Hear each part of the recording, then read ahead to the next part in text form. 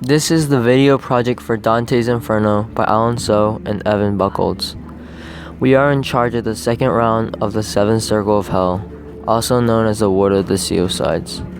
As the name suggests, this round of hell punishes those that are violent to themselves or their property. Their souls are encased in the bodies of trees and bushes that cannot speak unless hurt.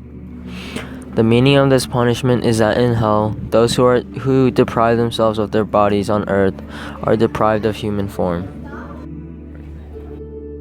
As Dante and Virgil enter a dark forest, they see trees with strange black leaves, misshapen branches, and poisonous branches bearing a fruit. They see harpies nest there, feeding on those same trees and branches. Upon entering the forest, Virgil immediately confronts Dante and tells him that Dante will see things that will cause him to doubt Virgil's words. Dante soon hears cries, but he cannot find where they come from and is in confusion. Dante breaks off a branch from a nearby tree, and a voice asks Dante, "Why dost thou break and tear me?" Blood comes from the tree, and with it the voice, which asks if Dante has no pity. The voice continues, saying that all of the trees were once men, and that Dante should have mercy upon them. Dante drops the branch in surprise, and in response Virgil tells the tree spirit that if Dante had believed what he had said, this would not have happened. Since Dante could not believe him, Virgil had asked him to pull off the branch, though it grieved him to wound the spirit. As an apology for the wound, Virgil asks the spirit to tell Dante his story so that he can tell it when he returns to Earth. The spirit, who is convinced by his words, tells Dante of his story. The spirit was named Pierre de la Vigne, and he was minister to Emperor Frederick II. Although he was loyal to Frederick, Frederick was turned against him, and because he could not bear to lose his trust, in sorrow he killed himself. He swears that he was faithful to the end, and requests that Dante tell the real story of what happened when he returned to the upper world. Dante is too sorrowful to continue questioning the tree, but Virgil asks questions in his stead. He asks the tree if there is any way that the souls will ever regain their freedom, to which the spirit replies that the souls are sent by Minos to the seventh circle, where they fall and sprout into the trees.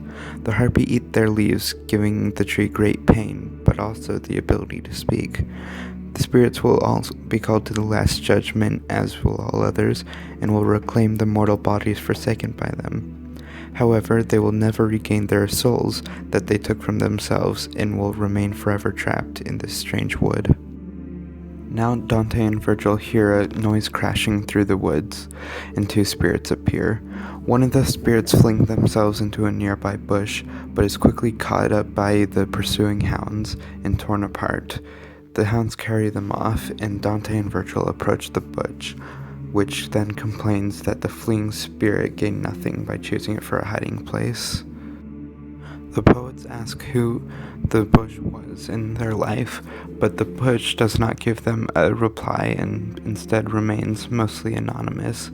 They were just a suicide from Florence.